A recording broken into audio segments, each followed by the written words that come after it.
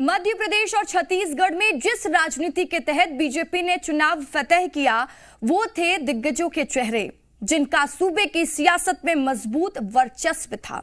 यही कारण था कि बीजेपी ने पिछले चुनावों के मुकाबले ज्यादा मार्जिन के साथ जीत हासिल की। लेकिन अब बीजेपी के सामने जो सबसे बड़ी चुनौती है वो है इन दिग्गज चेहरों में से मुख्यमंत्री का चेहरा चुनाव करना, क्योंकि बन गई 23 की सरकार। लेकिन अब मुख्यमंत्री कौन, ये रिपोर्ट देखिए।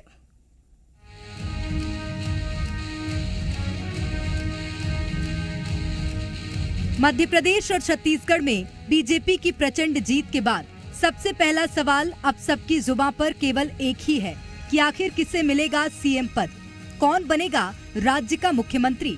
और ये सवाल इसलिए क्योंकि दोनों ही राज्यों में बीजेपी ने अपनी रणनीति के तहत कोई सीएम चेहरा आगे कर चुनाव नहीं लड़ा। केवल और केवल प्रधानमंत्री नरेंद्र मोदी के चेहरे पर चुनाव लड़ा गया और नतीजा सभी के सामने है। अब सीएम चेहरे के चुनाव पर बीजेपी में मंथन जोरों पर है। लगातार दिल्ली दरबार में नामों पर चर्चा हो रही है, जिसके बाद ये कयास लगाए जा रहे हैं कि आज बीजेपी अपना सीएम चेहरा फाइनल कर नाम जारी कर सकती है। एक तरफ कई चेहरों पर मंथन जारी है, तो वहीं दूसरी ओर अलग अलग नेताओं के समर्थक अलग अलग नामों को आगे कर रहे हैं। इस बीच जहां शिवराज सिंह चौहान पहले ही फैसला आला कमान पर छोड़ चुके हैं, तो वहीं दूसरी ओर वीडी शर्मा की ओर से भी आज कुछ ऐसा ही बयान सुनने को मिला है। ये भारतीय जनता पार्टी है, कैडर बेस है। हम सब कार्यकर्ता अपने काम में लगे हैं। हम तो इस समय 2024 की तैयारी में जुट गए हैं। ये हुई मध्य प्रदेश की बात। अब बात करते हैं छत्तीसगढ़ की। छत्तीसगढ़ की सत्ता से बाहर चल रही बीजेपी को राज्य में प्रचंड बहुमत मिला है। छत्तीसगढ़ में भी बीजेपी ने मुख्यमंत्री का चेहरा नहीं घोषित किया। पार्टी ने राज्य में प्रधानमंत्री नरेंद्र मोदी के चेहरे पर चुनाव लड़ा था और अब छत्तीसगढ़ में चुनाव जीतने के बाद सबसे बड़ा सवाल यही है कि सीएम कौन बनेगा, क्योंकि सीएम की रेस में कई नाम आगे चल रहे हैं। अब ये चूंकि पार्लियामेंट का सत्र चल रहा है और सारे वरिष्ठ लोगों की व्यस्तता भी है और एक दो दिन में सबको मालूम है कि विजय के बाद विजय जुलूस और बाकी लोगों में व्यस्तता रहती है। मुझे लगता है 2-3 दिन के अंदर पर्यवेक्षक आ जाएंगे और निर्णय हो जाएगा। जनता का आशीर्वाद मुझे मिला, प्रदेश का आशीर्वाद भारतीय जनता पार्टी को मिला है।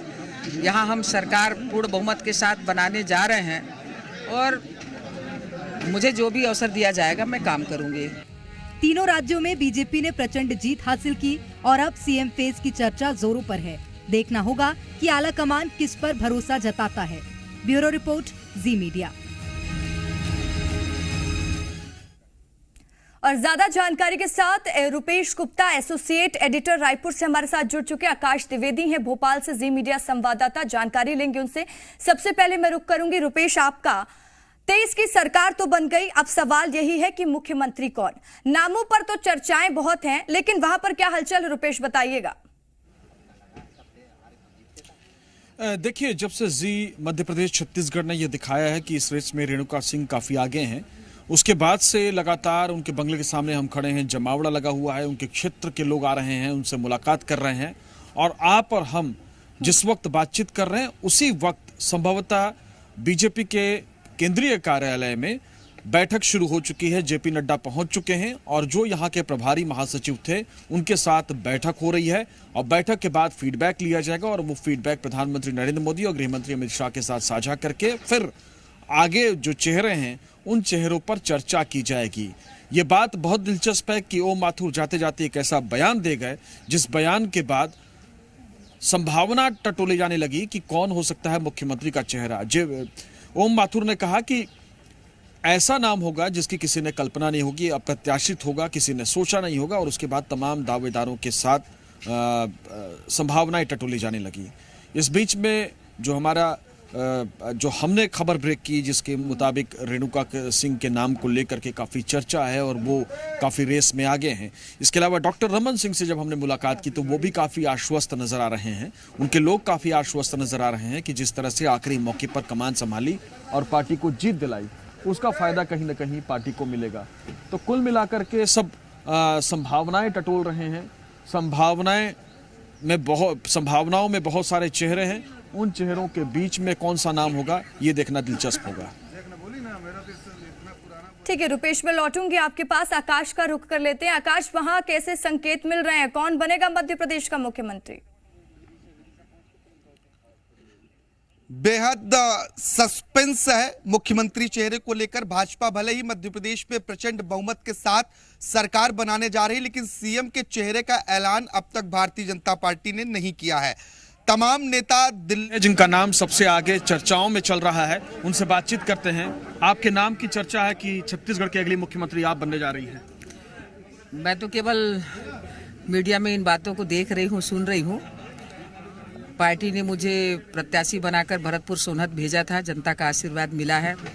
प्रदेश की जनता ने अपार समर्थन दिया, सरकार बनने जा रही है, इस बात से मैं बहुत खुश हूँ। बाकी पार्टी का जो आदेश होगा मैं वही पालन करूंगी। आपकी बेटी ने इच्छा जाहिर की कि आप मुख्यमंत्री बने।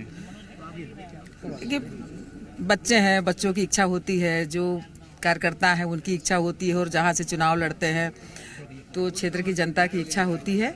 लेकिन मेरी जो सबसे बड़ी इच्छा थी कि छत्तीसगढ़ में भाजपा की सरकार बने, जनता का आशीर्वाद मिल चुका है।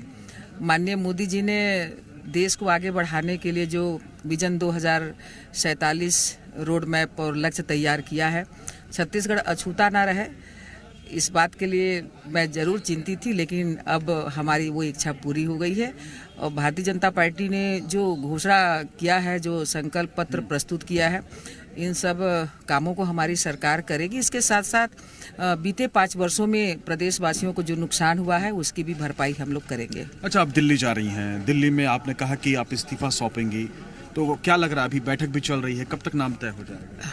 अब दिल्ली में इस सब के बारे में मुझे नहीं मालूम, अभी पार्लियामेंट चल रहा है, मैं उसको अटेंड करने जा रही हूँ, और सांसदों ने इस्तीफा दिया है, इस बात की जानकारी मुझे मीडिया के माध्यम से ही मिली है। मैं जाकर माननीय राष्ट्रीय अध्यक्ष जी से और माननीय प्रधानमंत्री जी से मिलूंगी, उनका जो आदेश होगा मैं वही करूंगी। आपकी राष्ट्रीय नेताओं से जो बातचीत हुई, राष्ट्रीय अध्यक्ष और प्रभारी, क्योंकि हमारी जानकारी में है कि वो लगातार आपसे बातचीत कर रहे हैं। देखिए, केंद्रीय राज्य मंत्री हूँ, केंद्रीय राजनीति में हूँ, तो कई बातों को लेकर केंद्रीय नेताओं से चर्चा होती रहती है। इस बात को भी इसी तारतम्य देखना चाहिए। आपकी संभावना इसलिए ज्यादा लग रही है क्योंकि आप महिला हैं, और दूसरी आदिवासी क्षेत्र से आती हैं, और तीसरा सरगुजा से आती हैं, जहां एक तरफा आपकी पार्टी जीती है। देखिए, पिछले बार कांग्रेस के लोगों ने हमारे आदिवासी इलाकों में जनजाति समुदाय के लोगों को, ग्रामीण क्षेत्र के लोगों को बहुत बड़ा झूठ बोला था, उनकी भावनाओं के साथ खेला था। जनता इनके झूठ को समझ गई कि पिछले आज़ादी के बाद 55 वर्ष तक इन लोगों ने जो देशवासियों के साथ किया था, छत्तीसगढ़ की जनता के साथ भी इन्होंने इन 5 वर्षों में किया। जनता बहुत समझदार है, उन्होंने उनके साथ जो मजाक हुआ था उसका अच्छा बदला कांग्रेस से लिया है। बहुत बहुत शुक्रिया हमसे बातचीत करने के लिए। तो ये थी रेणुका सिंह, जो कह रही थी कि अभी दिल्ली जा रही हैं, और दिल्ली जाकर के पार्टी अध्यक्ष से मुलाकात करेंगे और उसके बाद तय करेंगे। हालांकि मुख्यमंत्री के सवाल पर उन्होंने ये जरूर कहा कि मुख्यमंत्री को लेकर के जो फैसला करना है वो पार्टी को करना है, और ये कार्यकर्ताओं की जो इच्छा होती है वो अपनी इच्छा कहते हैं। मीडिया में इस बात को लेकर के जरूर चर्चा है, लेकिन उन्हें इसकी जानकारी नहीं है, और जो केंद्रीय नेताओं से उनकी बातचीत हो रही है उसका उन्होंने हवाला दिया कि चूंकि वो केंद्रीय मंत्री हैं, इस नाते बातचीत होती है। बहरहाल उनकी मुस्कुराहट चेहरे से हट नहीं रही है। अब इंतजार किया जा रहा है उनके दिल्ली पहुंचने का, उसके बाद क्या कुछ होता है। रुपेश, तो उनके चेहरे की जो मुस्कान है वो कहीं ना कहीं एक संकेत देने की कोशिश है, और उनकी बेटी मोनिका सिंह ने भी इच्छा जाहिर की है। तो मान ले कि 2-3 नामों पर जो चर्चाएं हैं, तो उन्हीं में से कोई मुख्यमंत्री छत्तीसगढ़ का होगा। जाहिर तौर पे डॉक्टर रमन सिंह, चूंकि लोकसभा का चुनाव नजदीक है और प्रशासन को उन्होंने चलाया है, कम टाइम पे डिलीवर करना, इस लिहाज से उनकी संभावना भी बहुत प्रबल है। उसी तरीके से रेणुका सिंह की संभावना इस लिहाज से है कि महिला वोटर्स ने बहुत बड़ी संख्या में भारतीय जनता पार्टी को वोट किया है।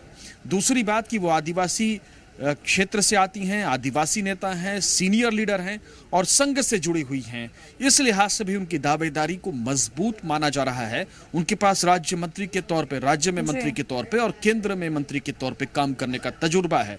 तो संगठन से लेकर के सत्ता में लंबे समय से काम करने का तजुर्बा भी है उनके पास, और तेज तर्रार नेता मानी जाती हैं। इस लिहाज से उनकी दावेदारी को मजबूत माना जा रहा है, क्योंकि आदिवासी होने के साथ साथ जो महिला हैं वो फैक्टर काम कर रहा है। लेकिन फैसला अल्टीमेटली भारतीय जनता पार्टी के आलाकमान को करना है और वो ये तय करेगा कि कौन यहाँ का मुख्यमंत्री होगा। डॉक्टर रमन सिंह से जब हमने बातचीत की थी तो डॉक्टर साहब ने ये कहा था कि अभी चूंकि संसद चल रहा है, सारे नेता उसमें व्यस्त हैं, उस बीच में समय निकाल करके बातचीत की जाएगी और विधायक दल की बैठक बुलाई जाएगी और उसमें फिर नाम सुझाव मांगे जाएंगे और उसके बाद फैसला कर लिया जाएगा।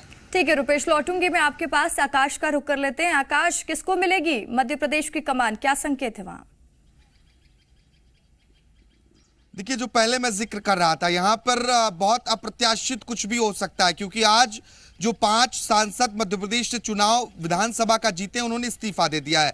इसमें 2 बड़े ऐसे नाम हैं जिन पर सबकी निगाहें टिकी हुई हैं। एक तो नरेंद्र सिंह तोमर, केंद्रीय कृषि मंत्री, दिमनी से चुनाव लड़े और जीते। इसके अलावा प्रहलाद पटेल, ओबीसी का बड़ा चेहरा और सीएम के प्रबल दावेदारों में इन दोनों का नाम रहा है। लेकिन इन सबसे आगे एक नाम है जो मध्य प्रदेश के फिलहाल मुख्यमंत्री हैं, शिवराज सिंह चौहान का। मध्य प्रदेश में बीजेपी को इतना क्लियर मैंडेट मिलना यह बताता है कि एमपी में मोदी लहर के साथ साथ ही शिवराज का जादू भी चला है। शिवराज ने जो आखिरी समय में महिलाओं के लिए योजनाएं लेकर आए, उसका कमाल मध्य प्रदेश में दिखा और 2024 का जो चुनाव है लोकसभा का, वो बीजेपी के लिए महत्वपूर्ण है। और ऐसे में शिवराज जैसा लोकप्रिय नेता बीजेपी के पास संभवतः दूसरा कोई मध्य प्रदेश में नहीं है।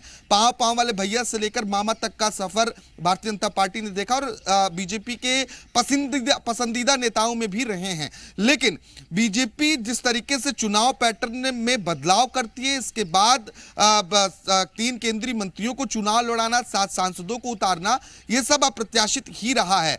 और खबर यह भी है कि बीजेपी नए चेहरों को मध्य प्रदेश में मौका दे सकती है और उनमें जो नाम है वो 2 नामों का नाम पहले जिक्र किया, नरेंद्र सिंह तोमर, प्रहलाद पटेल, इसके अलावा ज्योतिरादित्य सिंधिया, वीडी शर्मा और ऐसे 1-2 नाम और हैं जिन पर चर्चा चल रही है। गोपाल भार्गव भी बड़े सीनियर मंत्रियों में से हैं जो दिल्ली पहुंचे हैं और वो क्योंकि 9 बार के विधायक हैं, ऐसे भी उन्हें छोड़ा नहीं जा सकता है। अब तक लेकिन बीजेपी ने एमपी के लिए स्पष्ट नहीं किया है कि मुख्यमंत्री कौन होगा, लेकिन जो राजनीतिक जानकार हैं वो ये बता रहे हैं कि मध्य प्रदेश में परिवर्तन हो सकता है, क्योंकि और इस लिहाज से मध्य प्रदेश में दूसरा जो बड़ा बदलाव होने की संभावना है वो ये है कि एमपी में डिप्टी सीएम का कल्चर आ सकता है और 2 डिप्टी सीएम भाजपा भविष्य के लिहाज से मध्य प्रदेश में बना सकती है। और अभी फिलहाल इन तमाम परिस्थितियों को देखते हुए सिर्फ कयासों का दौर ही चल रहा है।